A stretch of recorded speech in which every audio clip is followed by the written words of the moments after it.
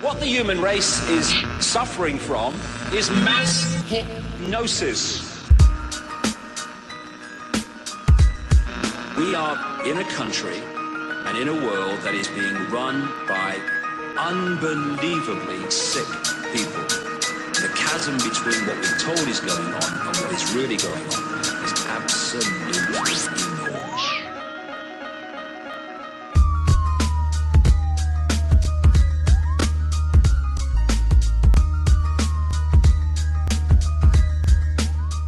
You are listening to Silence's Compliance with Anthony Antonello on the FPRN Radio Network. When the operation of the machine becomes so odious, makes you so sick at heart that you can't take part. You can't even passively take part. And you've got to put your bodies upon the gears and upon the wheels, upon the levers, upon all the apparatus, and you've got to make it stop. And you've got to indicate to the people who run it, to the people who own it, that unless you're free, the machine will be prevented from working at all.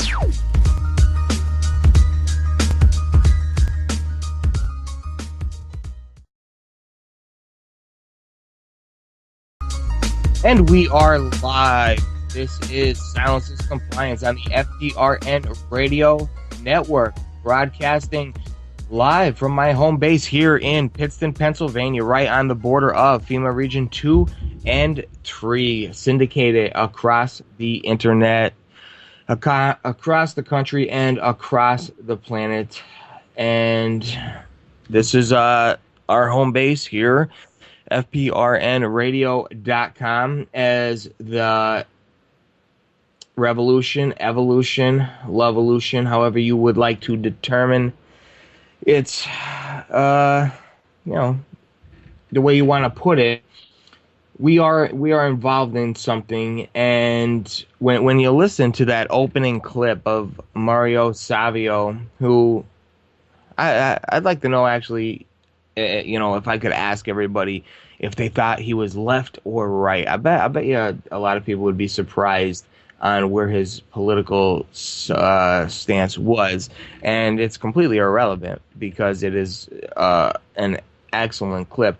And if you're wondering when that time is going to come, or if you're waiting for door-to-door roundups, or what you might think as far as what the movies show, and any idea you think that might play out, when the time comes, and I hear this so often from so many people, when the time comes, I'll be ready. I'll know what to do, what's right. And well, I don't know what exactly you're waiting for, because there's no doubt in my mind, and make no mistake about it, that time has come. And if you don't believe me, all you have to, you know what? If you don't believe me, you're just not paying attention, plain and simple. I used to say, if you're not angry, you're not paying attention. And this is beyond anger. This is, because a lot of us aren't so much angry anymore. We've turned it into something else. But I certainly could understand anger and the whole root of the transition of anger. And what does Yoda say, Jeff? Anger leads to hate. Hate leads. Anger leads to hate. Hate leads to suffering. Suffering leads to the dark side. Yeah, right. But there is great power in the dark side, and I completely get that the whole metaphor, analogy, and I completely understand it, and it really is great, because watching the transition of Anakin Skywalker in that movie, and seeing how he was played by the politicians, and he was just a guy that wanted to do good, wanted to do the right things, and he just played that desire to do the good thing. He wanted to do what was right, and he was completely played by a politician that, just like in real life, was playing both sides. He was the Senator Palpatine, okay, and he was the Emperor. So just like the banksters running both sides of a war, okay, he played both sides, and he ended up taking complete power. Now, not to get too deep into the movie, when they said, he will be the one to bring balance to the Force, he ended up killing the Emperor, okay? But as far as his transition, I totally get it. He was betrayed by everybody. He was mind fucked by anybody he cared about, and it put him in this position. And I'll tell you what, yeah, there is great power in anger and frustration, but you have to learn how to control it. You have to learn how to take that anger and channel it, and focus it in the right direction. And of course I get angry, but I do my best to try to put it in a different direction and do things that people say, oh my God, that's crazy. How on earth could you possibly have done something like that? Well, if you have a crazy lunatic that, who am I to call somebody crazy and lunatic? But if you have somebody that went out and did, and well, yeah, there are people that do absolute crazy things. Well, a lot of times that is fear and anger that they get to the point and they just, I guess, can't take it anymore. And it's certainly a process of it being built up inside of them, and they get to that point. Well, I choose a different route with all that. If there's ever a time where I feel that fear might be a determining factor in something I do, I make sure I take that out of the equation. If I think I'm going to be afraid of something, I immediately force myself to do it, so that way it's done and it's over with, And I think that started when I was younger and doing a lot of adrenaline type deals, rock climbing and rappelling and scuba diving and a lot of near-death stuff that it's good, walking that line and knowing that you're alive. But now I'm doing this on such a scale where I'm going head to head with some of the most of the most powerful people in the world. And these people don't want to be exposed. They don't want their information being put out there. And so that's why I got a little bit sidetracked there with the Star Wars analogy, because I get it. I really do get it. And I will certainly take the power that comes from frustration, because I don't know if there's anything like it. The power that comes from anger, as long as you can control it and you don't harm anybody else, and you're able to take that and that's the problem with it, though, man, is that when you're using anger in that way, it tends to consume you. I let it. Sometimes I let it consume me. The moral of that Star Wars trilogy is that the anger consumes you. Yeah, and I'm not sure where I'm at. There's definitely been times in my life where it has consumed me, and now I question if there's a point where I could be consumed for a certain amount of time, and I try to fall back a little bit because I know I'm not going to be doing anybody anything good if I'm dead. So I try not to. I try not to get killed, but it's hard to make a positive impact. It is hard to make a positive impact when you're dead. So I have to agree with you there.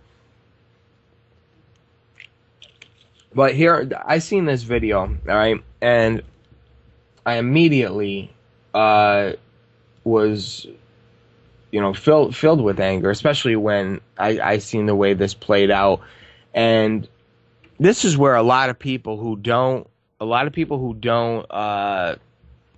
follow the stories, the police state stories like I do, they don't understand why we have the feelings. You know, oh, you must be a criminal, or you must have had a run-in with the law. Now, listen, at this stage of the game here in the United Police States of America, if you haven't had a run-in with the law, if you don't have something on your record at this point, I mean, you are such a rarity. I don't even know what to say. I mean, I don't even know if that's a good thing. It's just, to me, all right, you're either lucky or you're so indoctrinated and so afraid of the system that you do everything you are told without question, and still you have to be lucky because, I mean, they say the average citizen every day commits 3 felonies a day.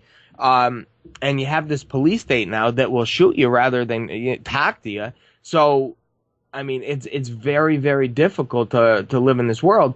And when I talk about how there are no good cops, there are no good cops. And you know, Jeff, you broke it down in a great way earlier before the show. And you know, I always say that if there were more good cops, you know, we would see a lot more of the bad cops getting arrested, but we don't see that. You know, like what do we see? So how would you sum up the fact that there are no good cops? How would you sum it up? Here's the thing: you hear a lot of people say that, you know, oh, it's not the cops that are bad, it's the laws that are bad. Well, good cops don't enforce bad laws. So since all the bad laws are being enforced, what does that tell you? What does that tell you? There are no good cops. Right. And for a long time, I myself thought, you know, well, geez, you know, it can't be every single one of them that's that bad. You know, there has to be some good cops. Somewhere. Yeah, but then I came to the realization that I keep waiting for these good cops to show up and arrest the bad ones, and they never do. Right. It's pretty much like politicians, but actually this is a lot of work. Well, you know what? No, I can't say that because the cops are the enforcement arm of the politicians. So they're both extremely corrupt, and they are not looking out for the best interest of people. There are so many common sense solutions. Let's see, the video you put up yesterday or today. Oh, no, I was actually talking about the dog video. Producer, see if you could find the video, because we're going to get to that. Oh, all right. You have that one ready to go? Okay. All right. Let's, so we're going to go to, in a minute, because I want to make my point here. So when I seen this video, all right, and Jeff, make sure you have that story. I got it.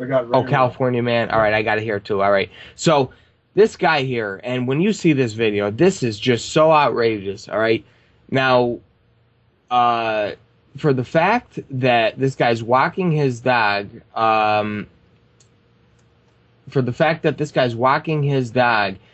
and he decides to start recording. He's cop blocking, you know, basically. And I'm not even sure if he knows what that is, but he was recording the police. He was far away from them. He wasn't doing anything wrong whatsoever. And he peacefully went. Now, when you see this video, man, I mean, I do not understand how, and I know the brain dead zombies are, oh, the cop could have gotten bit. He could have got rabies. Listen, fuck you. How about that? These cops came down here and went after this guy for recording him, not doing anything wrong whatsoever. They're the ones who put themselves in, quote unquote, harm's way. All right. Now, you're arresting the dog's owner. The dog doesn't know anything other than his owner. Yeah, I'm sure he sees people, but when he sees, even this dog knows that who the criminals are, okay? The dog was smart enough to know that the people in the fucking costumes are the danger, that they are the threat, that they are the ones that were about to kidnap his master. So the dog starts barking, rightfully so, all right?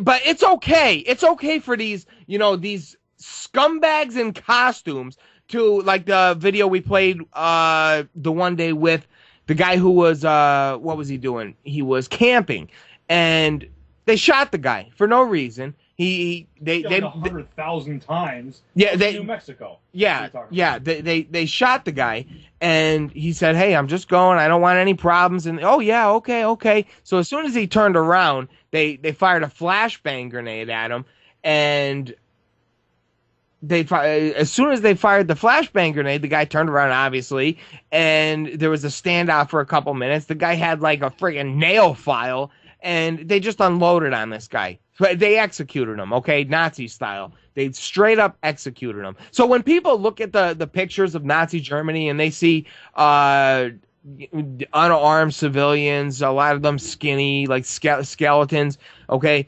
and they have guns to their head or they're about to get mown down.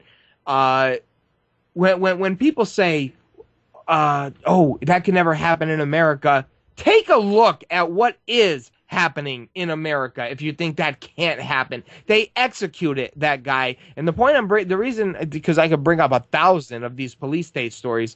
Are you in communication with him? Because I'm talking here. Yeah.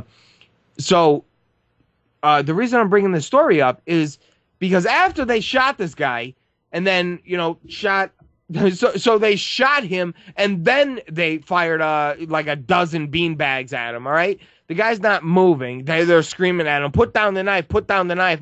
Hey, fuckface, you just killed the guy. Maybe his hands are clenched because, you put a bullet through his body multiple times. But what did they do? These cowards, these absolute cowards that, they're dressed like G.I. Joe. They have on all flak jackets, fucking Kevlar helmets, heroes, such brave heroes. And what do? With this guy who's holding, nothing more than a friggin' toothpick? They release their dog on him, and the dog starts chewing on the leg of this poor guy who just got shot to death by these, cops.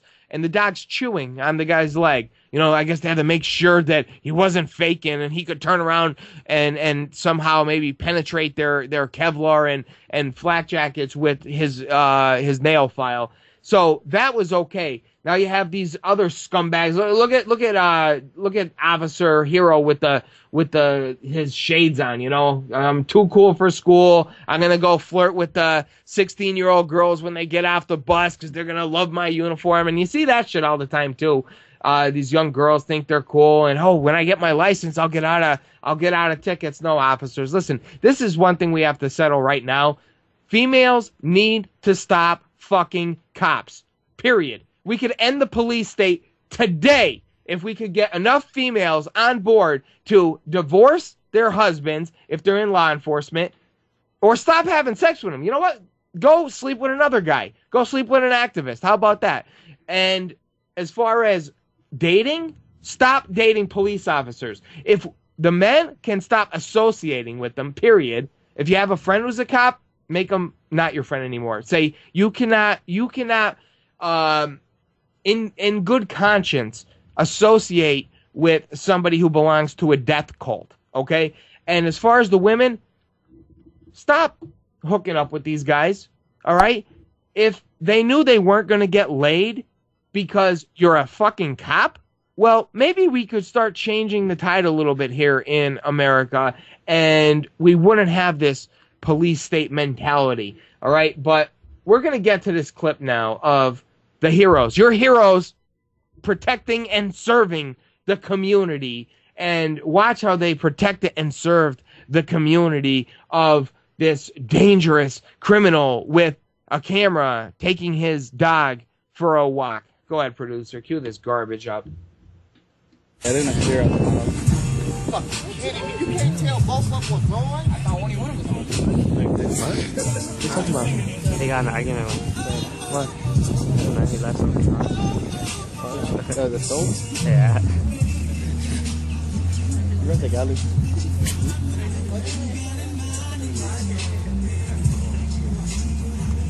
Oh, he went the dogs in. They're clearing it. He's still blasting me. He's like, they gotta go. They let the dogs in? They took a dog in. I don't think there's no one else in there. Yeah, but they always check. They gotta get the other guy down. Right. Oh, that's true. Look at that good. It's huge. Like this guy is recording, isn't it? Everyone having a good time laughing. It's all good until, uh-oh. Everything's all good until who shows up. There are no problems at this point. No problems. Well, at least for the people who look. 4 cop cars. Yeah. They get to execute on your dollar. Look at. Oh shit, this is crazy. Was there an MRAP? Look at them, they're staring at him. It pans back up. Yeah. They're still staring at him too.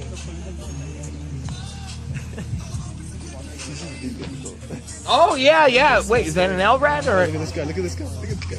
Oh, Yeah, look, armored personnel, either an MRAP or an LRAD. I can't tell from this position here. This is really a militarized, this is an occupied country at this point. It really is. Watch this. Guy's not doing anything. Walking his dog. He's giving a bravo. I'd hate to be an officer right now. No, they're talking. Why ain't there no black cops? You? Oh, he's gonna get him. Oh shit, he's coming. He's coming. He's coming. He's gonna throw his ass in the car. He got the dog there. Watch out, he's gonna fight it. Now, I'm just wondering what they, well, people will have to see it, but what they could have said to him, because I think he put we better ain't right because I want to get shot. the dog in the car.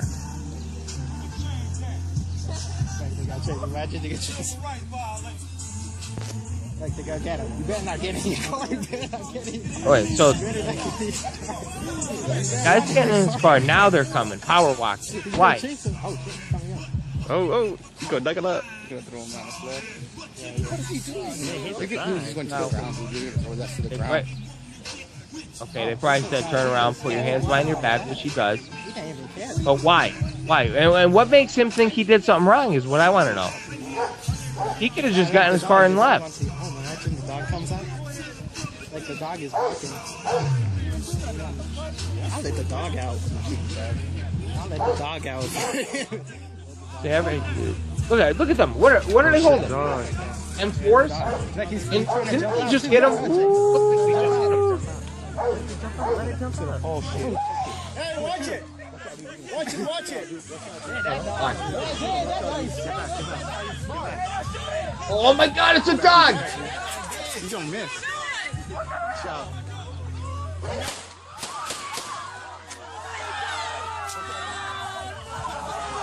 There you go, fucking heroes. Shot the dog. Heroes. Fucking scumbag fucking heroes. Yeah, protect and serve. You know, oh, I could have got it scratched. I could have got rabies. You fucking deserve it. Out harassing people all day long, ruining people's lives on a regular basis, enforcing unjust, immoral, disgusting laws. Then, when you catch a fucking slug to the face, you wonder why people don't have sympathy? When you do your no-knock raids and you go into somebody's house, you break into somebody's home, and they shoot you in your fucking face, you wonder why people are happy? Really? You terrorize people to the point they can't take it anymore. Then you get shot, and you want them to feel bad for you. As the rest of the gang shows up for your funeral, you know, all in full dress uniform, wearing your Class A's, officer down in the line of duty. What fucking duty are you doing? You break into people's home on the possibility that they might have a certain chemical that they're putting into their body to get high, and you're going to break into their home for that? You catch a bullet to the face, and you want us to feel sorry for you? I don't think so. Fuck you. How about that? And yeah, I'm a little bit more riled up than usual, but, you know, covering these stories for years, and not only is it not getting better, it is getting worse. And I used to say I could do an hour, well, I always say I could do an hour show a night just on the police brutality. I might have to up that to like an hour or 2 hours every night just on the police. I can't keep up with it. I literally cannot keep up with the police brutality, and that's why this story that happened in Nanticoke a couple days ago is such a big deal, because people have to videotape these police officers. Otherwise, that's their only line of defense right now. Their only line of defense is a camera. because if you don't have it on video, it didn't happen. I'm sorry. That's the truth. If you don't have it on video, it didn't happen.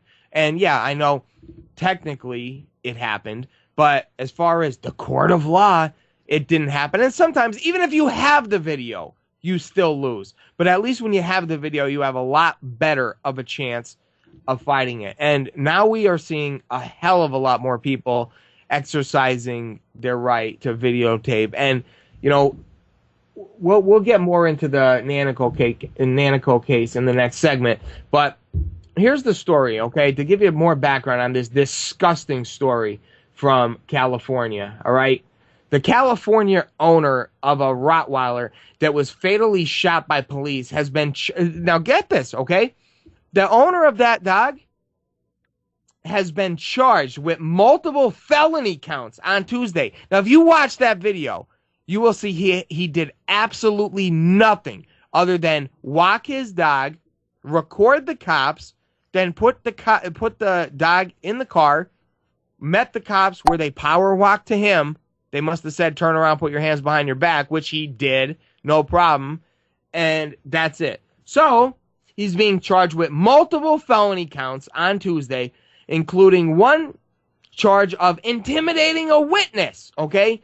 He is currently being held on $310,000 bail. Now, number one, where do you even come up with a number like that, all right? But $310,000 bail and faces up to 5 years in prison if convicted of the six felony counts, six felony counts, and one misdemeanor he is charged with. And you see, this is the way they do it. They stack the deck so that way you dry down to a plea. Because rather than face 5 years in jail, he'll plead guilty and probably get probation, even though he did absolutely nothing wrong. This is the way it works in the United Police States of America. They knock you so far, they rack up the charges so much that if you even dare question it and take it to trial, they will knock you so far out of the box, you'll be lucky to ever get out. And what that does is that it has a chilling effect. And I would imagine that they are really going after this guy because they are trying to cover up this what happened here. So $310,000 bail, and faces up to 5 years in prison if convicted of the six felony counts and one misdemeanor he is charged with. Leon Cordell Rosby, a 52-year-old man from Hawthorne, California, was walking his dog Max while watching a police response to a robbery on June 30th. The Californian man had loud music playing from his car and was videotaping the showdown with his cell phone. Not sure what the loud music has to do with anything, unless they're trying to play into stereotypes here or something. I think they're trying to say that it was disturbing the crime scene. Like disturbing the peace. Really? You're disturbing, causing a distraction at a crime scene. Police accused him of disturbing the crime scene, and a video of the incident quickly went viral, garnering millions of views. As three officers approached him, Rosby put his Rottweiler in his car and allowed the police... You know what? And if the windows weren't open, they probably would have charged him with putting a pet in a vehicle with closed windows on a hot day. Animal cruelty, right, yeah. Let's see. So, Rottweiler in his car and allowed the police to apprehend him. But while he was being apprehended, the dog jumped from an open car window, ran toward the officers, and barked at them. One scumbag shot the dog 4 times, causing the withering Rottweiler to slowly bleed to death on the street. Rosby's knees buckled as he cried out for his dying pet. There was no way Max should have died like that, he later told NBC4, describing the shooting as an execution. Yeah, well, hang on, we got break here. So I hear the music here, and I'll finish this story up, and then we're gonna be getting to our guest, Charlie Helchek from Nanticoke, Pennsylvania, and we're going to be talking about the Nanticoke incident. So stay right there, ladies and gentlemen. We are just getting started. I have so much more to bring you, and we have a lot to talk about. This is Silence is Compliance on the FPRN Radio Network. I am your host, Anthony Antonello. I'm going to jump, and we will be right back.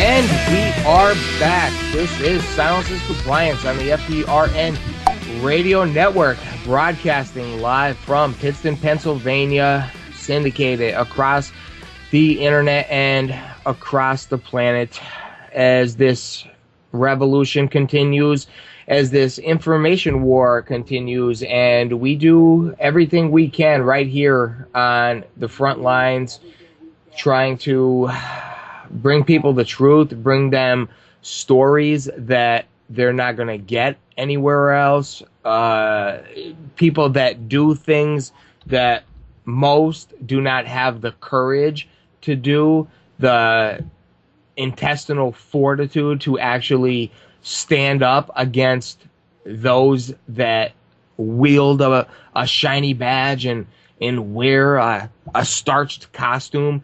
So this is where we're at, and this is what we're doing. And we're going to be going to a guest in about 2 minutes.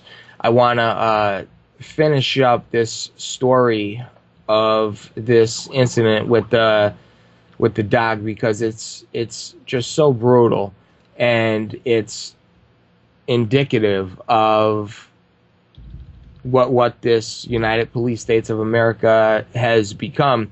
So 52-year-old man, if you haven't, if you're just joining us, was walking his dog in California and videotaping police, basically cop blocking, and they ended up killing his dog. Okay, and my my co-host here brought up a point that. What was one of the reasons you think that they're trying to cover this, or that they're pushing this forward so quick? Well, they want to get, first of all, they want to try to distract from the fact that they just mangled this guy's dog for absolutely no reason. And two things that you could take from this story are this. Number one, okay, the Hawthorne, California Police Department are pretty poor shots. Because at point blank range, they shot this dog 4 times, right, and it bled to death in the street. Right, 4 times, and they didn't. It bled to death. You're right. Yeah. So, and they didn't even bother putting it out of its misery. Right. And you know, growing up with good people that handle things the right way. I've known when I was younger people that once their dog gets so old and it's suffering, you know, they take it out to its favorite spot in the woods, you know, and when the dog's not looking, you know, you put a bullet in the back of its head and it's not suffering anymore. It's, you know, it's terrible. You lose a pet, but at least the dog's not suffering. If it has a tumor or something, no, not when you have this little jerk off, you know, clown, you know, with his sunglasses, like he's trying to be the fucking Terminator here. You know, just an absolute wannabe. And I know so many people like this, like, you know, 4 foot nothing, absolutely nothing to this dude. He probably wears 3 bulletproof vests to try to make himself look bulk.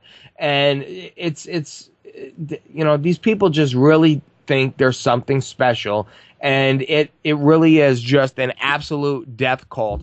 And this is why I am saying, for the record, when police kick in somebody's, or no knock raids, or kick in somebody's home and they get shot in the face, I don't feel bad whatsoever. You got what you fucking deserved for intruding on somebody else's property. Yeah, I said it. Sure, what was it? Just a few weeks ago, we talked about that story where, what was it, in Georgia, where they did the no-knock raid and they tossed that flashbang in that. The story. We'll get into that more.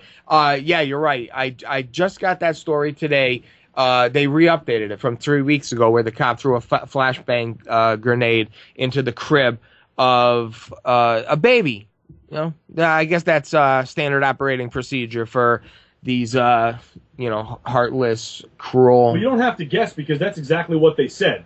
They said that police department said that if they had to go through this all over again, they would follow the exact. Oh yeah. Oh, absolutely, absolutely. And the reason one of the main reasons they say that is because they can't backpedal, because then people would know the truth, right? They can't say, oh, this was a bad mistake, or so they can't admit to any of this. And then they wonder why people cannot stand their guts.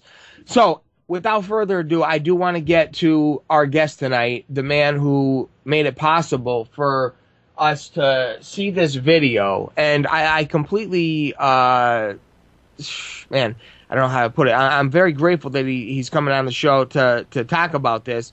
And if you're not familiar with what I'm talking about, I released the video yesterday and the day before. And the day before, the shorter version really drew a lot of attention, mainly from the particular city where this cop was from, because this cop supposedly has a good reputation. But it's a video of a cop who got pulled over, and the driver asked him why he was being pulled over, and the cop said, I had nothing better to do, so I felt I'd pull you over today.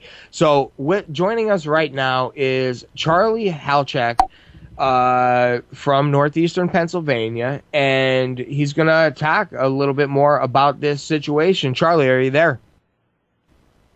Hey, what's going on, Tony? Hey, how you doing, brother? Thanks for calling the show.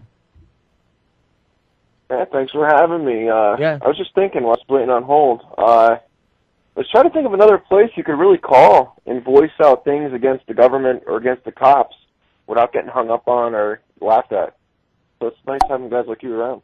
No, thank I appreciate that, and that's why I do what I do, is because I've been shut out of so many places that we have to become the media, but this certainly isn't about me tonight, but I appreciate that, brother. So you wanna tell us what happened, or what you want to say about this event, and before you start, anybody who hasn't seen this video, we're gonna try to play. We're gonna at least play the short version. If I have time to play the full version, we will. But you could just go to my YouTube channel or my, I think it's up on my website, either or. Just type in my name and Nanticoke, and it'll come up. So what do you want to say about this, Charlie? Where do you want to start? Well, I know you've been taking a lot of questions from people. You got viewers and listeners that's seen the video. You're taking on a lot of heat, and I know you don't have a lot of the answers because you weren't there. You just kind of seen the video that was there, and you don't know a lot of the history behind what happened or why that camera was rolling in the first place. Right. Just want to start off by saying I do know Officer Cadiff, the officer who was involved, who did the pullover, and he really isn't a bad guy. The people in Nanticoke were sticking up for him, and rightfully so. He is a nice guy. I've known him as a person. He's one of the people who do anything for anybody. He'll sit down and talk to you. At the end of the day, he's still a cop, but, I got to stick up for him there for the people who are sticking up for him. And he has nothing to do with the situation I've been going through in Nanticoke myself. There's been an ongoing history with me and the Nanticoke police. That's not the whole department, like I just said. It's basically three main players. I'll give you a little short history of why the camera was rolling in the first place that night. We're gonna call the first officer Officer A. Yeah. Okay. Good. All started when I first moved. Yeah, when I first moved into Nanticoke. I wasn't there very long, and like a typical relationship, had an argument with the girl, and she was asking me to leave the house, and I was saying I'm not leaving, and she's saying, well, leave, we're arguing, get out of here, whatever it was. I said, I'm not going anywhere. So she said, I'm going to call the cops, and I thought, go right ahead. They'll tell you the same thing when they get here. They can't do nothing. They can't make you leave your own house. Well, you know, I guess I was wrong on that one because certainly this is where it all started and it snowballed from there. Officer A shows up with his partner and starts asking me questions. And he takes my keys right out of my hands. He looks at my ID. He's asking me all kind of questions about where I used to live and whatnot. And I'm rolling the camera at this time, and he has no idea. And he throws my keys on the ground. He throws my driver's license on the ground. And I'm getting aggravated at this point. I'm saying, hey, calm down here, man. I said, I live in this house. I said, I understand for some reason you want to make me leave, but I don't have to leave. I said, I didn't do anything wrong. She just asked me to leave. You can't just make me leave my house. So he's saying, you know, you're going to leave. I'm going to get you out of here. And I said, well, what are you going to do tomorrow when I bring my lease to you in your department? And I say, here's a cut in my lease. I live at this address, and you just illegally threw me out of my house. And that's when he came right at me, jumps in my face, gets in my ear, and just starts F-bombing me, calling me a punk and all this stuff. So I pull the camera out, and I say, well, I just want to let you know everything you just did was video recorded, and you should, you know, really watch how you behave as a police officer. And he snaps. I mean, the guy, he was throwing a tantrum like a baby. Started yelling and stomping up and down the ground, telling me it was illegal. And his partner actually stood up for me and said, hey, he's completely right. He could videotape you, and there's nothing he could do to stop him. You were in your house, right? I was on my property. Yeah, right. Absolutely. So, and that's another he story. He looks at my girlfriend, and he says, can I speak to you privately in the house? And she goes, okay. So they go in the house, and he goes, does he live here? And she said, yes, he does. He goes, oh, he does live here. Okay. Did he hit you? And she goes, no, he did not hit me. We were having an argument, and I just want him to leave for the night because I just don't want to look at him. You know, we were angry with each other. And he goes, so he didn't hit you? How about this? He goes, can you tell me that he hit you so I can at least arrest him and get him out of here for you? And she says, really? No, absolutely not. I'm not going to lie and say he hit me. And then he offers another explanation. Can you take all of his stuff, gather it, and put it out in the backyard so I can use my discretion and say it looks like he doesn't live here? And she actually goes and gets a copy of the lease and shows it to him and says, well, here's his name on the lease that says he does live here. So he's talking to her, trying to talk to her into putting a PFA on me and all this stuff, and she's just basically had enough with him, and he walks up the door. Well, in the meantime, while he was in there, I decided I would just keep the waters cool. I would just leave. I left on my own. It had nothing to do with him or the cops or anything. I just left for the peace of me and her relationship. Right. So to the next day, I take a trip up to the police station with the video footage in hand and her story as well. And I confronted the police chief about it. And I said what happened, how I was treated, what he did, how he tried to tell her to lie about me. And he said, oh, don't worry, this will be taken care of. I'll make sure everything is handled properly. Yeah. Well, he did. Oh. Operation Harassed Charlie started at that point in time. And this is, I'm going to say, about 2.5, 3 years ago. Started with parking tickets, turned into following me everywhere I went, drive-bys in my house. I got a random ticket in the mail one time for a harassment charge of an employee at a Turkey Hill down the road. When I actually pled not guilty, because I didn't even know who the name of the ticket was, the magistrate informed me that the guy was dead. He wasn't even a real person. He was deceased. My God. I mean, and the funny thing is, obviously, the cop's not a dumb guy. He's kind of smart. And what he'll do is he's using his buddies and his other friends to charge me with these things or sign off on these tickets, which you'll see in the video. If you watch the video, you can see how the officer denies arresting me even though he signed the arrest papers. But so that went on, and what happened was I was walking home one day, and one of my neighbors stopped me, and he said, I just want to let you know something. We were talking. He needed some notary work done. I do some title work, and we got talking. He said, well, I just want to let you know something. He said, Officer A, as we're referring to him, he said, he really wants to get you. He wants to bury you and put you away because of what I said about him. He said, you know, I kind of stirred up the bee's nest down there, threatening them. So I was actually a little bit terrified when he said that. He's saying he's going to lock me up if he could find a way to. So I remember I called my father and I said, I got to get out of this town. This officer wants to hang me. So it was the next day. It happened. He caught me. He hit me with 7 or 8 charges. I was facing 7 to 14 years in jail. He immediately called my landlord, had me evicted, called Children and Youth, and started an investigation about my son. He had some kind of connection with the local media and plastered my face in the front of both of the newspapers, which was working very well. I mean, it looked really good for him until I had my preliminary hearing now. Now, I don't know, I'm sure a lot of your listeners know what the preliminary hearing is. It's where the state is going to say, here's the evidence we have to charge Mr. Halter. Can we proceed and go to the next step? Well, it didn't get no further than that. All them charges, everything he did, and the magistrate decided that I did enough for two $75 fines. So how bogus is this guy's story to drop it from 7 to 14 years down to two $75 fines? Right. Well, in the meantime, during this whole process, I parked my car. I got a new car. I got a new tag. I didn't want them to find me for 6 months. I just laid low from these people. Right. So what ends up happening is 6 months goes by. I don't hear a thing. I'm thinking, half of me saying, well, maybe you just don't see it's me, and the other half says, well, maybe you just finally decided to drop it. So I put my car back on the road. 7 days later, I'm stopped by the same cop again, 7 or 8 charges again from the same exact cop. It's becoming repetitive.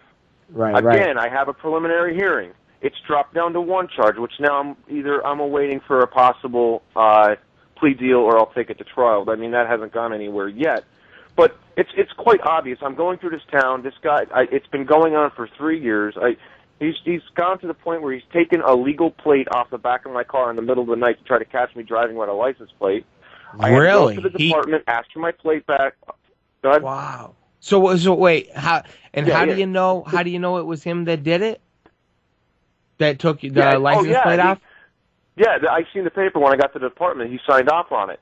And I even told one of the cops up there when I picked it up, I'm like, this is getting absurd already. But naturally, it wait a only minute. fell upon deaf ears. What was his excuse for having your license plate? He said that when he ran the tag, it didn't come back to the car. So your car was parked at your house. Right. And he ran your plate while he ran your plate while you were home. This goes on to more of the harassment stuff, because that same night he followed me.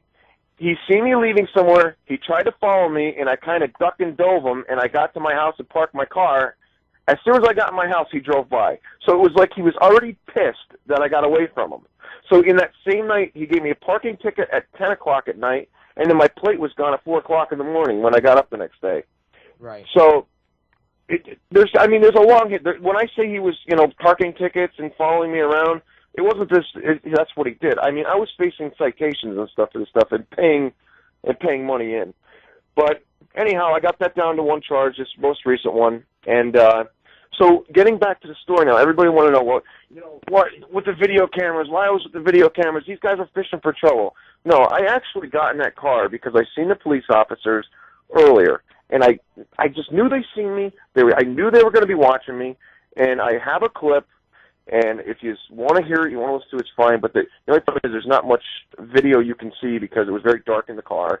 Right. I wanted to record the trip because I had a feeling we were going to get stopped. Yeah. And I wanted to prove that I was finally being stopped for absolutely no reason. Right. I started. I have the video. Yeah, I seen it. I could vouch for that. And I mean.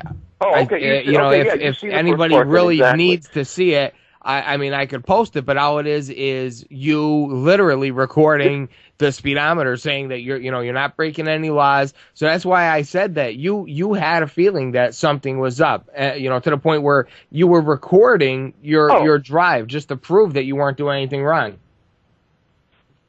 Absolutely, Tony. This is getting to the point. There's harassment when you can predict when you're going to be pulled over.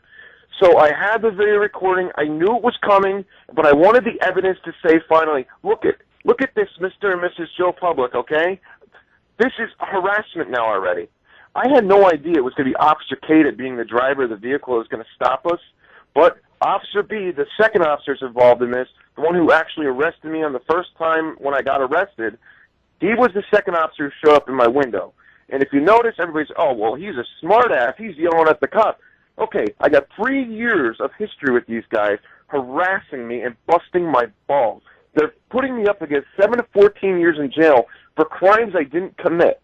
Of course I'm upset. And I actually kept my cool the whole time. until he decided to randomly tell my criminal history to the other cop like it mattered or had anything to do with anything. The man was he said, skin. officer safety, you know.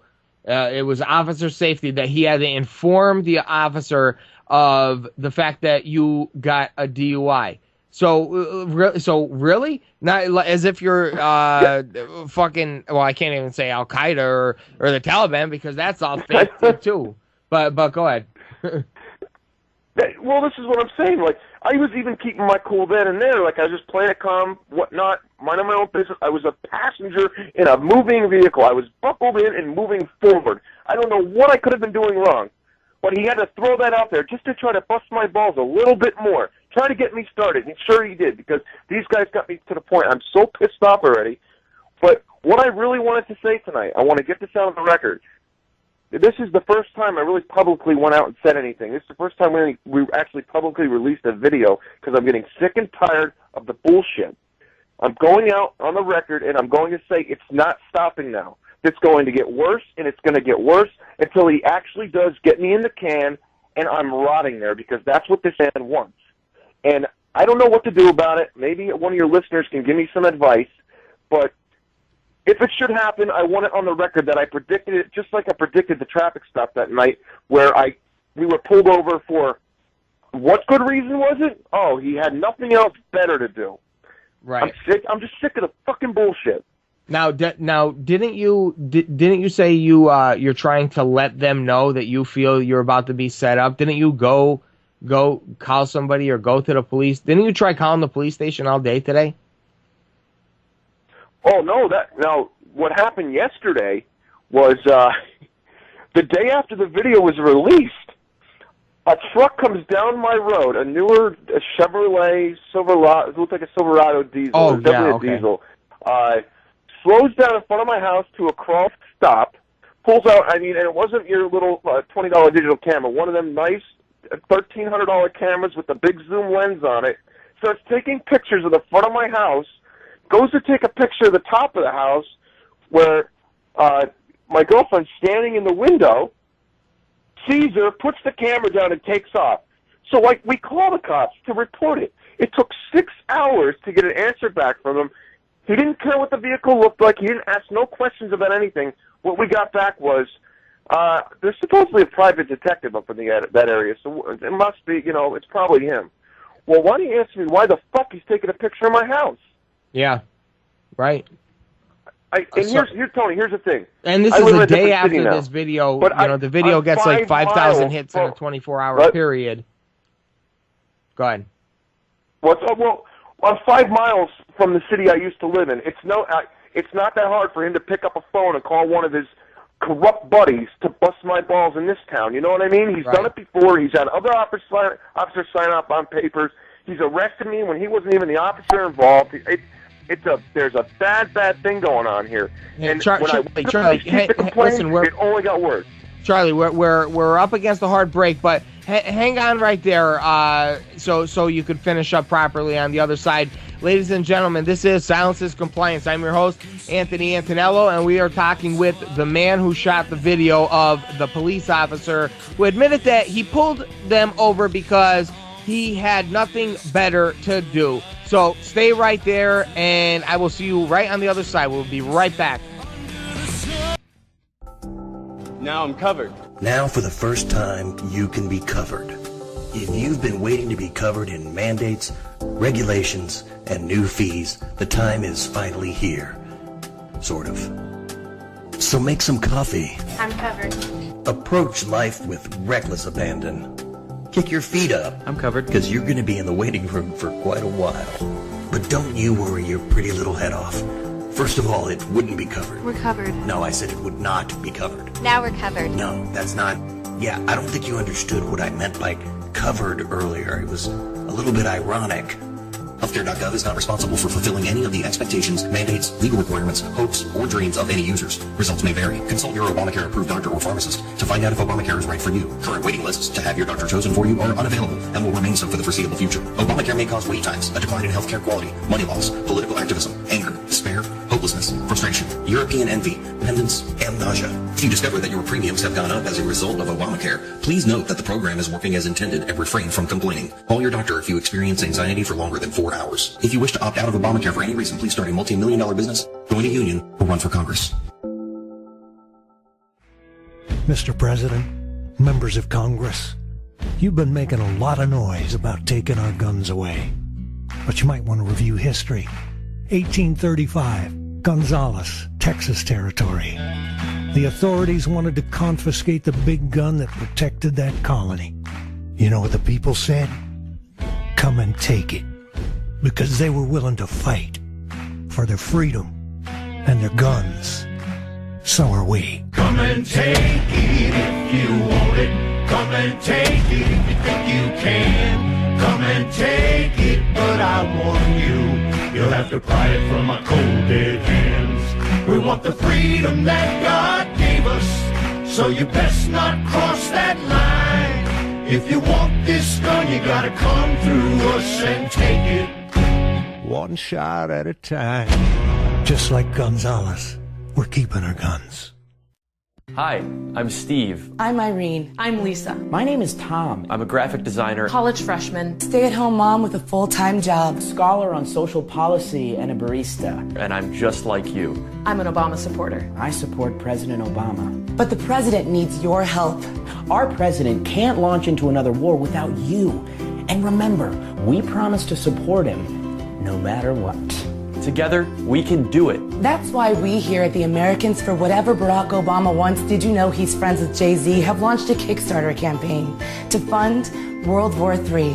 And America is dead-ass broke, so our goal is to raise $1.6 trillion on behalf of the U.S. government. That's where you come in. Even a small donation would make all the difference. When I first saw the president speak in 2008, in a YouTube clip posted to my Facebook page, I knew he was going to be right all the time. So I support World War III and IV and any moon war the president may want to start. I mean, there is no way that he or the cabal of corporate interests, spy agencies, and shadow bankers that tell him what to do would ever mislead us. A $25 donation will get you a piece of rubble from a war-torn Middle Eastern country kissed by Senator Lindsey Graham. A $100 donation gets you a day pass to leave your local refugee camp. You'll probably end up in a refugee camp, but it'll have free Wi-Fi. So please, help us reach our goal of $1.6 trillion so we can make World War III a reality. Why? Because Obama. Because Obama.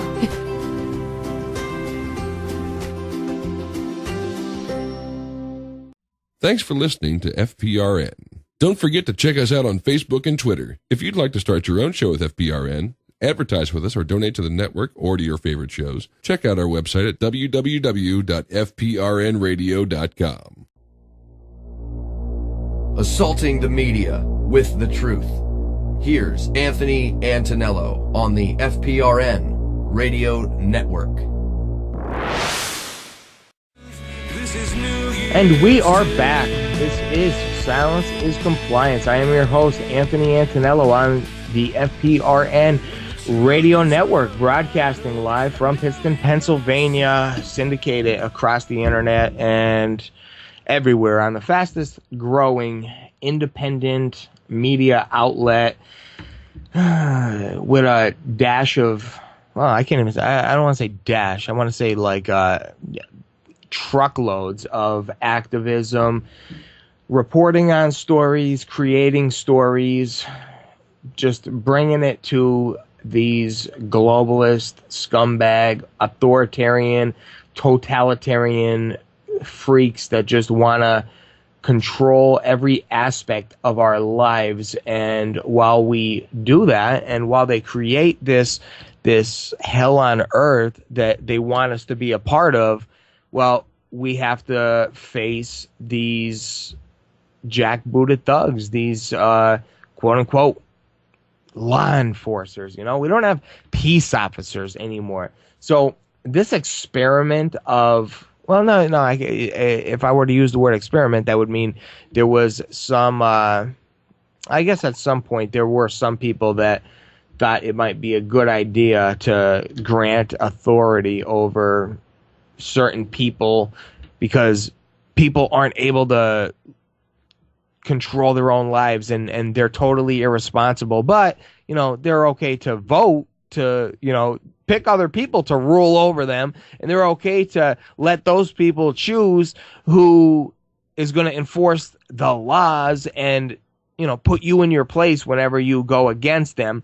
But I digress because we have a great guest tonight who is somebody who knows his rights, stood up, and recorded this instance, and he does a lot more. But we're, you know, for time's sake, we can't really get into all that, so we're going to stay focused tonight. So with this incident, Charlie, you were saying that you have been harassed. You haven't mentioned anybody's names, but you're saying that it's very clear that they're harassing you to the point where the one cop actually took your license plate off your car while your car was parked at home, and you went to the police station and that's where you got it back? Yeah, that is correct. And I want to how do they on justify something, too. how do they justify that? When do cops start running tags on parked cars? That's what that would be my first question. Oh, well, I went up and snapped about that. I mean, I went up there. When I confront these guys, I don't go up with my tail between my legs, and this is why this is continuing, because they want me to just finally bow down and kiss their ass, and I'm not going to do it. Well, that's what they're used to do. Right. And I am a little bit afraid of what they could possibly do to me when you grant that kind of power to people that it doesn't even require any type of college education, law education, nothing. You take a test if you could run, jump, and shoot, and now you can go ruin somebody's life with laws you know nothing about. And like you said it very good earlier, they stack the deck like they did to me. They'll hit you with 10 charges. So if you do try to fight it and you lose, you're going to lose your life. So you're going to plea out, and they're going to win in the end. The system is corrupt. Listen, it's compromised. It's set up to play in their behalf.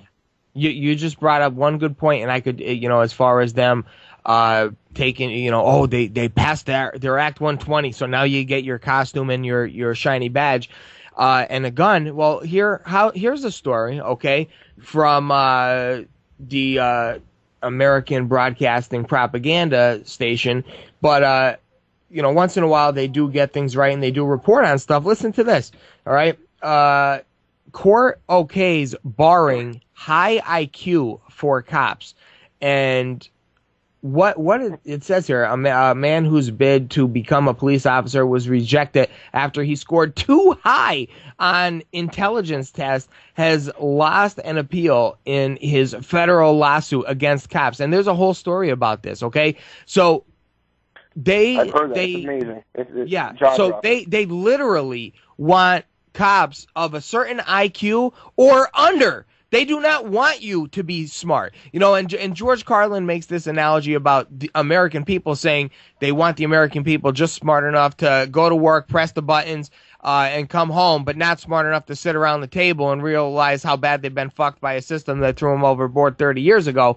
Well, this kind of goes the same way with the cops. They want them just smart enough and ruthless enough to be able to shoot, kill you, have no problem doing that, ruin your life, not take empathy, sympathy, all these emotions that, put them right out of the way.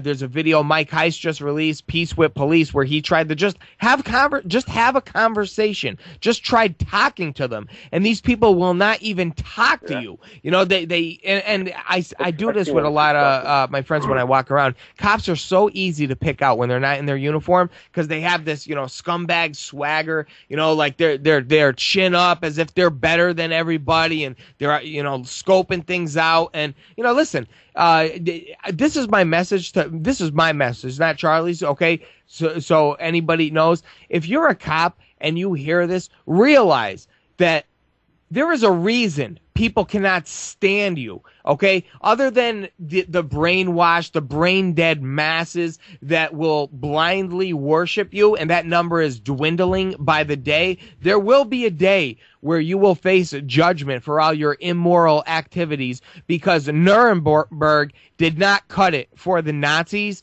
and this United Police States of America that we live in right now, well, these people will face... They will face judgment in one way or another, but once again, I digress, Charlie. So go ahead, brother. Oh, no. Let's go back to no training, okay? You get no college education out of the guy that arrests you. He knows nothing about the law. So where do they take you? They take you to the magistrate. Again, no college education required, no knowledge about the law required. So now you get two people who could possibly ruin your lives, and they have no education about the law. Well, let's move to the next phase. Let's say you want your trial.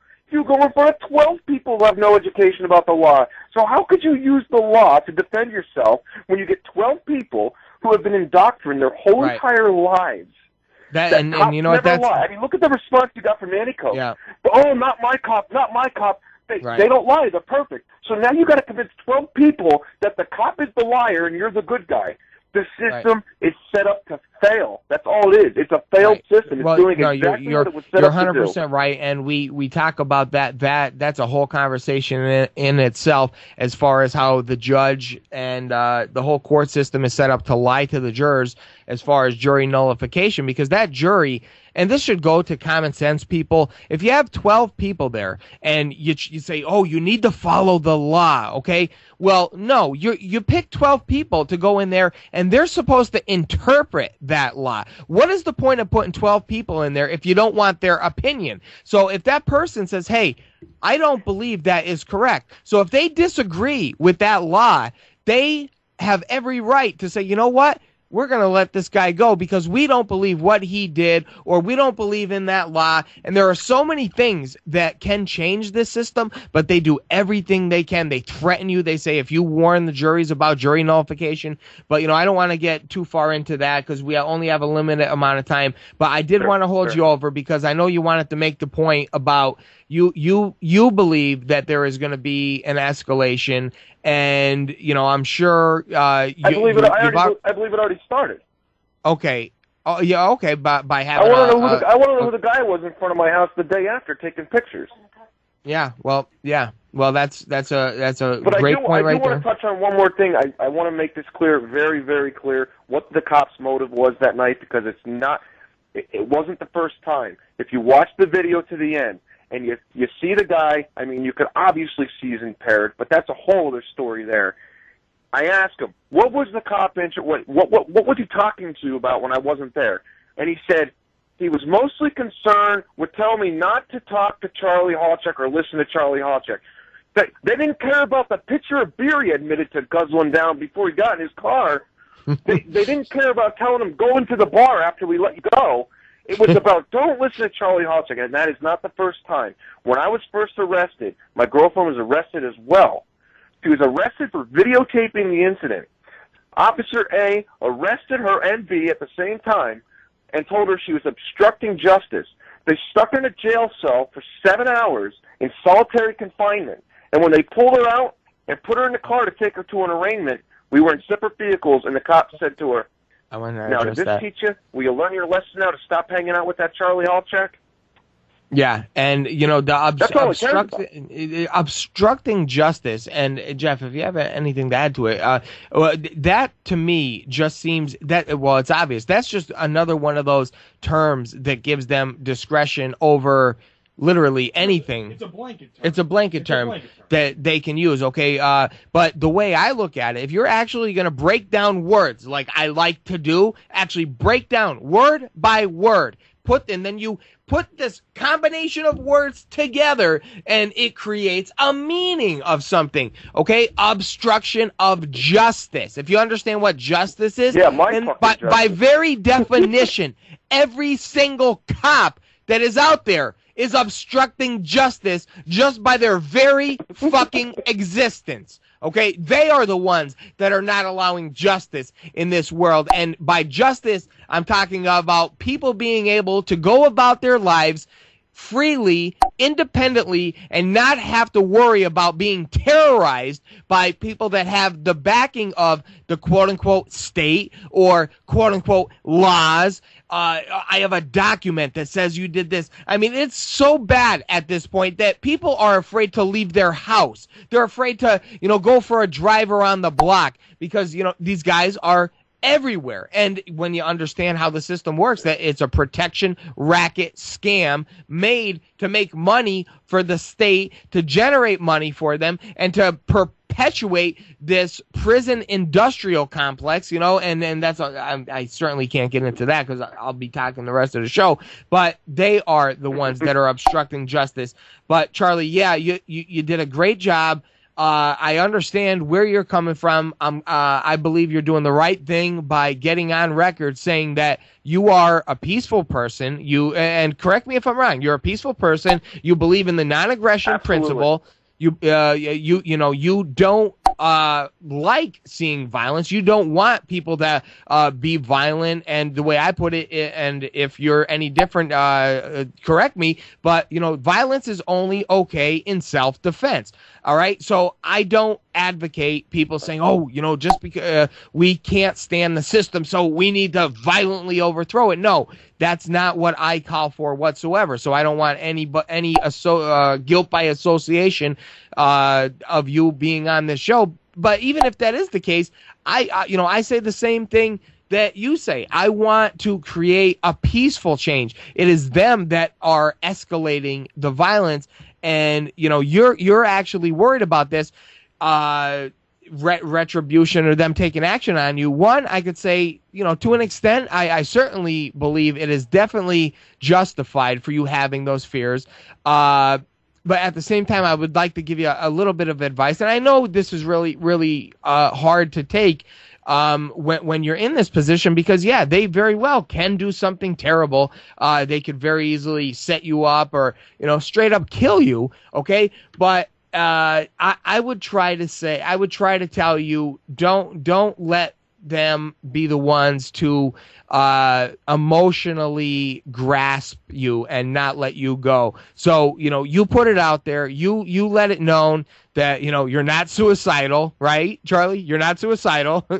You're not planning on killing yourself, correct? let's put that on record. If I turn up dead anywhere, no, I did not kill myself. Okay. And yeah, absolutely. You're not planning on doing anything to provoke the police in any way, shape, or form, correct? Absolutely correct. Right, and you're just looking to live your life and not have to worry about being harassed by police that obviously now had it out for you to begin with, and now are extremely embarrassed because of this situation. So I totally understand your concern, Charlie. So is there anything else you want to add before I go to the next caller? Yeah, real quick. Again, I agree. I just want to reiterate, yes, I'm a peaceful person. I'm not looking to cause trouble. I am a full-time student. I've got a full-time job. I'm a father. I care about my son more than anything in the world. I just want to live my life. And I just want to throw this out there. This has already cost me a lot of money defending myself. I'm probably $5,000 in the hole. If anyone could offer me any type of advice of what to do, the last thing I want to do is go to another attorney about anything and ask any questions. Because I'm drawing myself flat broke, and I still have one more case to defend. So if somebody could maybe get through you or something to give me a little advice on what road I should travel to keep myself protected over this, that'd be great. Absolutely. And anybody listening or anybody who will see this show afterwards, if you have any advice for Charlie, email me, Facebook me, get in touch with me. It's very simple. My information's everywhere. So get in touch with me and we'll go from there. But Charlie, thanks for everything you do. Keep up the good work. Always keep that camera rolling, brother. Always. And we'll go from there. Good luck with everything, and I'll talk to you soon. Thanks, Tony. Have a good night. All right, you too, brother. Well, there you go, guys. That was Charlie Halchak, who the guy who shot the video of the police officer who admitted he pulled a group of guys over because he had nothing better to do. And we're going to try to get to that video. But right now we're going to go to line 2. We have Brett on line 2. Brett, what city and state are you calling from, brother? Hey, man. I'm in Maryland. Oh, Brett, how you doing, brother? Hey, how's it going? Yeah, good, I was good. wondering. I just came in. Like halfway through the show, and I was wondering if I could talk a little bit about the prison industrial complex. Yeah, absolutely, brother. Go ahead. All right, sweet, man. So, if you don't know, everyone should definitely check out Adam Kokesh's site, Adam versus the Man, and the forums, because there's a lot of awesome things talking about there and about the book Freedom. And an idea that I proposed and I'm going to help organize is sending the book Freedom into prisons. So the enslaved, who are literally, like, I remember you talking like freaking a year ago about, people aren't going to wake up until they got the boot on the back of their neck. Well, there's millions and millions of people in, these prisons that got the boot on the back of their neck, and they will be ready. Especially, imagine all the people who are in jail for. That is such a great idea. The first thing that comes to my mind is the book is electronic. Have you talked about the logistics of that? Yeah, we figured out. Yeah, they figured out a way to print it out, and it's I think it's to like 31 pages. And then if there's certain, if you know someone and you call a jail and they say, oh well, we only allow 10 pages, you should send them 3 letters, and then they put it together. So, there's ways to get around it, but yeah, it's all together. It's a small book. It's like 33 pages, something like that. Right. But that is the place to wake up. And imagine all these people getting brutalized and, by the police, and then being, just screwed over with crimes like victimless crimes, smoking marijuana or whatever, and then really just awaken to this new knowledge that they've never known. Instead of coming out of prison as, oh yeah, I'm just, I'm supposed to be brutalized like this, and all this new information will really help them to free their mind, and then the rest is going to be history. I mean, I think. Well, I think, yeah, and we all go through this journey of waking up, so to speak, in the Matrix and Alice in Wonderland, Upside Down World, So we all talk about this, and can you imagine if the prison population, which is through the roof, can you imagine if all these people in prison, and I can't speak for all of them, but if you look at some of the statistics of drug users, they say that generally speaking, people who use drugs tend to have a lot higher of an IQ, and in my experience, that definitely does seem to hold true. And then you look at the fact that most people that are incarcerated are for victimless crimes due to drugs. So, and that's just a quick side note, but can you imagine all the people in prison like waking up like we did to this false sense? Like, you see, most of them think, all right, I committed a crime, I'm doing the time, blah, blah, blah. So imagine if they woke up like we woke up, not only in prison, and then they'll be getting released, teaching each other. That is a hell of an idea. That is incredible. Man, can you imagine that, Jeff? I mean, I'm a Christian, but it's really like the modern Bible. It's the book that'll get passed around in prison. And Adam's there's book nothing will, to do with jail, so and people read. You can't force a status, out who's frickin' on Facebook every day to frickin' read something. Right. But And a guy who's got nothing to do all day is going to read a book, Oh yeah, I know. Believe me, I know. I've been there. Benefit. Once he realizes it, it's to their benefit. No, that's a great idea, and I just can't imagine. And those are some of the best people that you would want waking up, because they're gonna, they're already in a spot where their lives are upside down because of the system. And imagine just a mass awakening of people who either have been or are incarcerated. man, I'd love to see, personally, I'd love to see a lot more jailbreaks, get out of those cages, people, and, or if you want to take it, the quote unquote legal way, go to court and, basically own the courtroom like you see a lot of the sovereigns do, which I fully support all of that.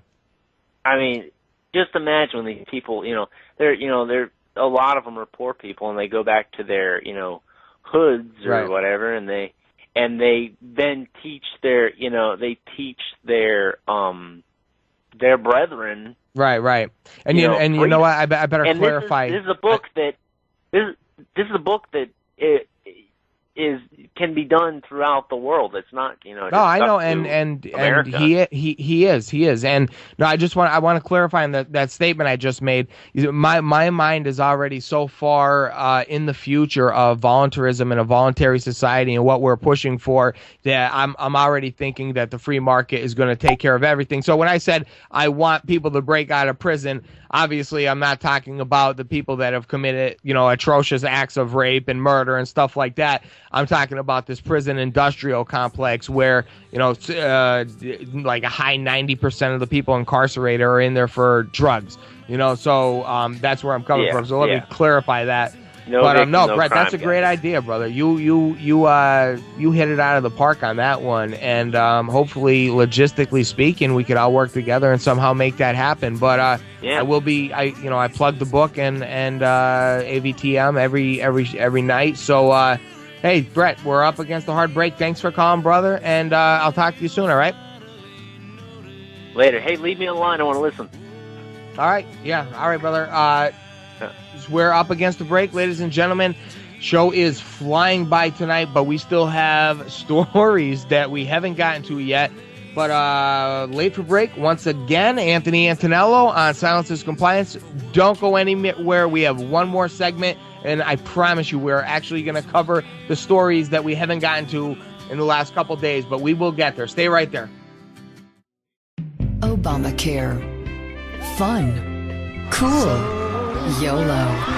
At Obamacare, we believe in saying the words affordable health care so that young people will love us and sign up like lemmings. Sure, you pay 2.5% of your income in penalties, but young people don't have to worry about that because you don't have a job.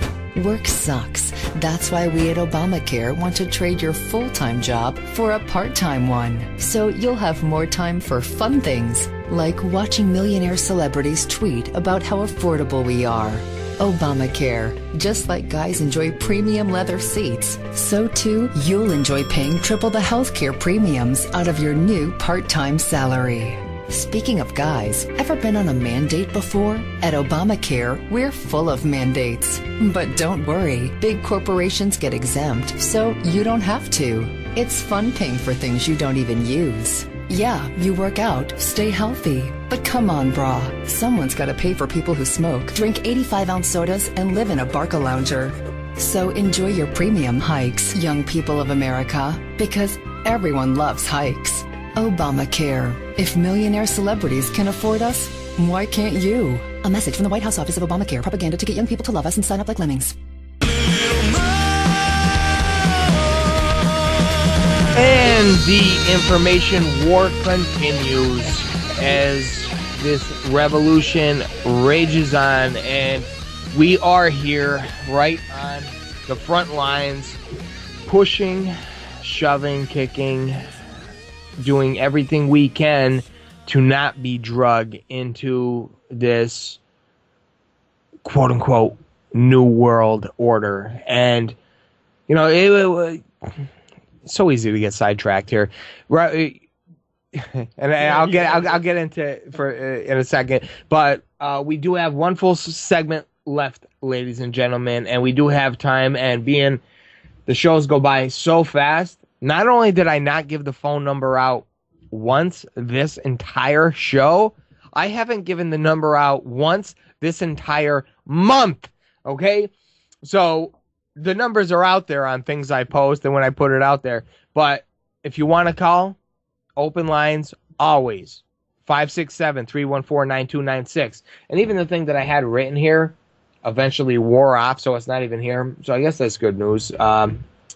That I got that nailed down. But as far as the New World Order, all right, now this is what kills me is they, when I say they, like the mainstream clowns, the New World Order, and it's one of these terms that as soon as you hear it, even a lot of people in the movement don't use it, or the liberty community much more anymore. I know it was huge a couple years ago, but it's poopy doopy. Exactly. So that's our radio entertainment. That's our resident troll radio entertainer radio hack entertainer in northeastern Pennsylvania. But I bet you never had a Christmas show like this one before. Right, that's about right. So with this, as soon as somebody would say New World Order to him, oh, conspiracy theorists, right? Now, what is conspiracy? No, well, I was just gonna get into this. If you haven't seen Invisible Empire, okay, done by buddy and colleague of mine, Jason Burmis, he did this movie called Invisible Empire when he was down in Texas. All right, great film. If you haven't seen it, you need to see it. And I think the first 30 or 40 minutes, all right, and he's a great producer, great job, all right, and I'm somebody who, you see, when you produce something, you struggle between time, content, and like actually, evidence and proving things. You don't want people to be able to say, well, prime example, this Nanticoke thing. I put out a video which I know in itself was a story, and people are like, why didn't you show the whole video? Well, I was planning on, and they thought I clipped it. But you see, when people see something, and take movies for example, all right, those people that are still stuck in the Matrix. If you see a movie that's 3-4 hours long, some people are for that, but a lot of people aren't, and they're not going to watch it. So when you make a movie, that's why most movies are an hour and 45, hour and 30 for, I guess, comedies, 2 hours in general. I think Invisible Empire, I think it's about 2 hours and 33 minutes. Check on that, Jeff. See how close I am. But I know it's around 2.5 hours. But he spends a good 30, 40 minutes. And I'm glad he did this, because it's a reference point, like I'm using right now, to tell people 30, 40 minutes of hundreds of politicians from pretty much every president since George W. Bush Sr. to present, then media moguls and CEOs of, this, that, and the other. So, I mean, really, the other. I'm not even kidding. So, hundreds of people, New World Order, New World Order, New World Order. Like, to this day, people still... Michael Savage, right now, in present day, after this show, if I were to turn on Michael Savage, every commercial, I will hear him say, invest in gold, because now we live in a new world order of bankers. So why is it when people talk about globalism and use the term New World Order, they are, immediately ostracized and, marginalized and put out there like as if they're some crazy conspiracy theorist? Well, I don't know. But let's get into some of these stories. 134 minutes. We need to. You know what? Actually, 130. Wait. 134 minutes. So it's a little over 2 hours, like 2 hours and 14 minutes. 2 hours. Okay. Well, I was close. I know it was 2 hours. I could have swore. I wonder if he's shortened it down. I could have swore it was 2.5 hours. All right, that sounds about right though. 2 hours and 14 minutes. That was close. So we have this story here. Producer, I don't know if you could pull it up in time. It's a video that is starting to go crazy, where there is a family in a house, and a guy is videotaping the mother, or videotaping there's two cops at the front door, and the one cop sees that he's being videotaped, and I think he was going to slap the camera, but he ended up slapping the guy's mother, and they called 911, and he kept saying, you know, the cops smacked the shit out of my mother. See if either one of you, see if you could find that video real quick. Let's see. I know I just seen it, and I don't have YouTube pulled up, but or actually, Jeff, why don't you start with you know what? We got to cover the Clinton. I'll look for that video real quick because I know what I'm looking for. Tell people about the Hillary Clinton story. Well, there's an article here on. Geez, I'm not really 100% sure. You kind of caught me off guard. Oh, sorry, buddy. I wasn't really. No, hang on. I didn't have it pulled up or anything. But anyway, though, I'll just give you the gist of it. There was an article about CNN coaching an audience for a town hall, coaching them on how to properly respond to Hillary Clinton's talking points. Basically telling them, you know, when she says this to clap, when she does, you know, and I'll find it here in just. Yeah, go ahead. I have a bookmark. Go ahead. Check out that story, and we'll take a phone call while we're checking on that because all of us are trying to find stories here. But line 1, we have Murdoch. Murdoch, you there? Hey, what up, Anthony? Hey, how you doing, brother? Thanks for calling the show. What's on your mind? Oh yeah, I just wanted to talk to you about when you were on my show the other day. Something happened. I don't know if people didn't like what we had to say, or I don't know. But my whole computer went down and it went back up this morning. So I just wanted to let you know that there was something strange going on with that. What do you mean? The other day when you came on my show, DJ Murdoch show. Yeah, I'm listening. Go ahead. We're pressed up for time, so I know try to what make it happened, quick, but brother. my whole system shut down on me. Really? And when after the show? Yeah, it only got half of the show. It cut up everything. It cut up what you were saying, and it cut up what I was saying, and it destroyed it on YouTube. I mean, YouTube didn't even post it. It just destroyed it. So wait, you're saying you have no anything left of that show? It's gone? Nope, gone. They shut it down. They screwed my whole computer up. Wow. And I got it back to work, and my buddy had to come over and check it out for me. And he said that just watch what you say or something. You know, I don't know. I don't know what to tell you, but just be careful.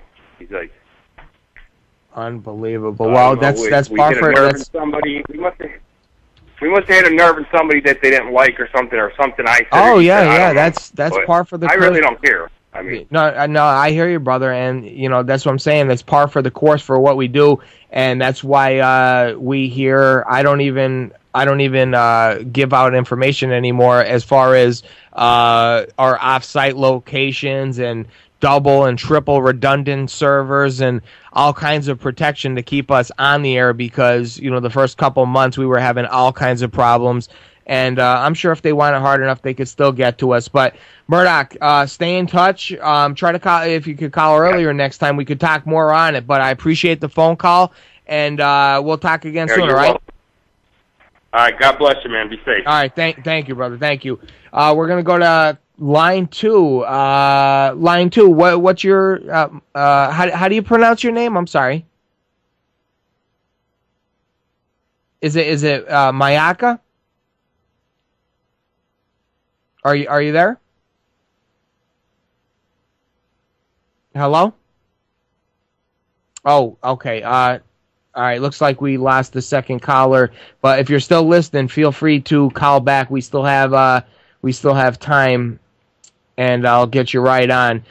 But Jeff, did you find that story about Hillary? Yeah, I did. The story appears in the Washington Post. The headline is CNN coached audience to cheer for Hillary during a town hall event. CNN rolled out the red carpet for Hillary Clinton's town hall interview with Christine Amanpour. When they did just more than build a set and invite an audience to participate. According to the WAPO's Eric Wemple, who attended the event, CNN warmed up the crowd for Hillary and even coached them on how to cheer and make noise to demonstrate enthusiasm for the former Secretary of State. note the whoops at the beginning of the broadcast if you happen to watch the video. And then again near the end of the clip when Amanpour asks her about her decision about running for president, cheers were also part of the coaching. Yeah, no, I'm not surprised by that at all. I remember when I was younger going to events. I think they're starting to realize that now that everybody has a camera on their cell phone, that that they can do something, that they could record it and expose that. But yeah, I have seen this before. And by the way, you know, I have time to take callers here, and you know, you still have time to get in. The number is 567-314-9296, and I'm gonna really try to get in a better habit of putting the number out there, because I know there are a lot of people that have a lot on their mind, and I want to hear what everybody has to say. So, you know, feel free to call about anything, whether you agree, whether you disagree. We could have a conversation. Maybe, you know, maybe I could learn something from you. And that's what the show is all about. So I appreciate everybody who's here tonight. And, you know, if you want to call, the number is 567-314-9296. You can find it right on my website, fprn.com. But, yeah, as far as Hillary, so the story said that they were training.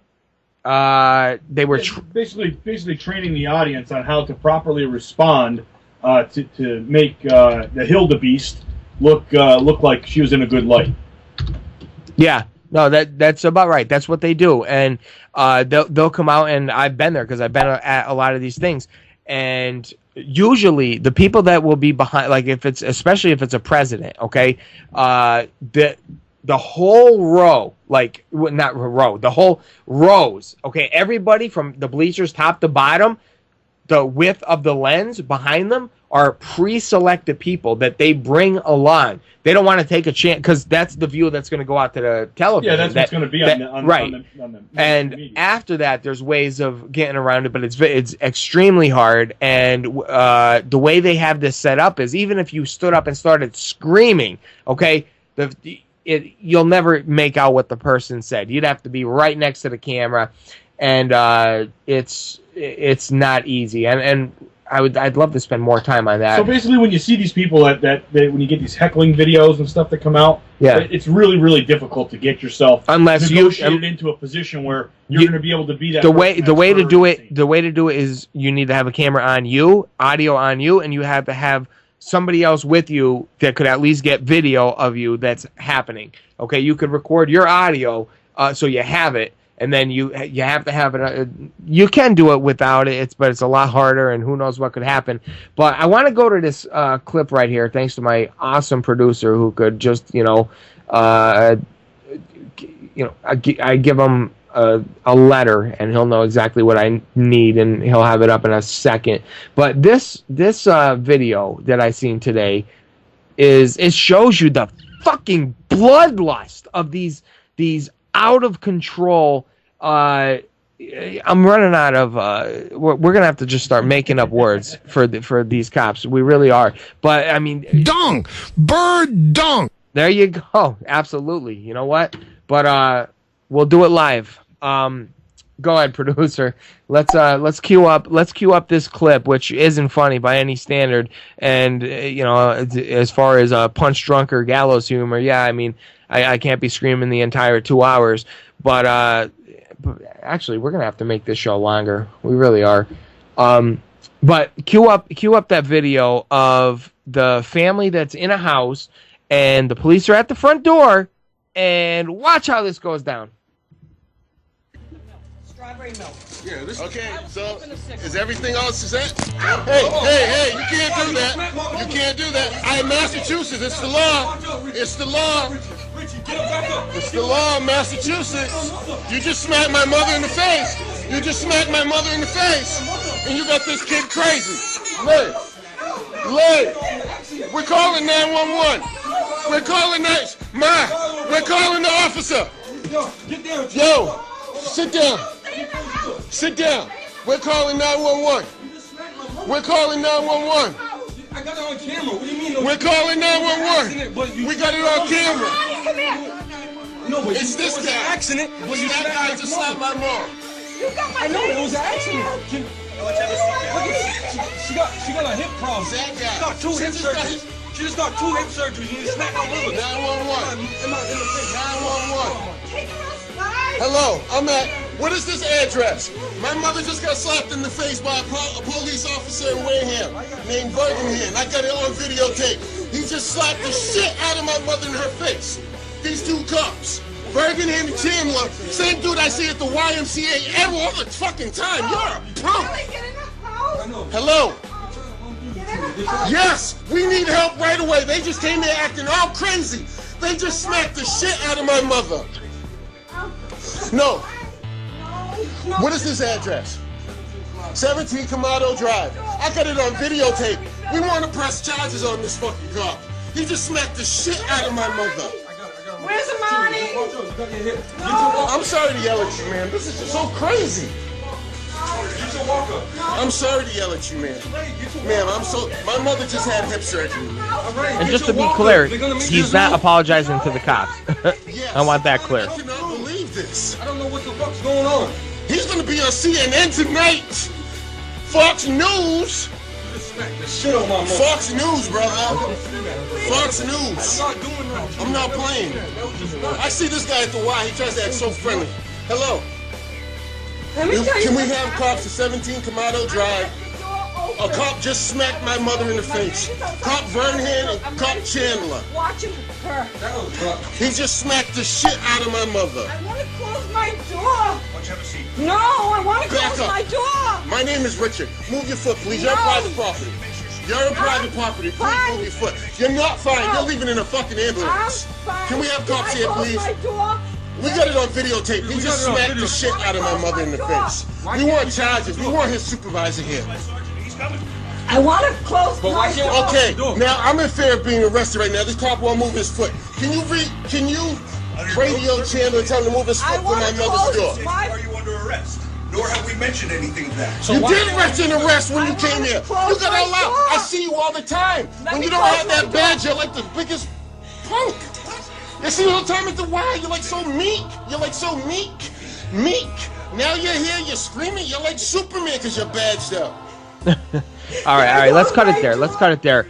And I really wish I had more time to talk about that. But he's exactly right. I see you at the Y, all the time. You try to be so nice, and now you're here. You're like Superman because you're all badged up. And I couldn't agree with them more. But we're gonna try to squeeze in one more caller here as we're getting close to the end of the show. Caller, are you there on line 1?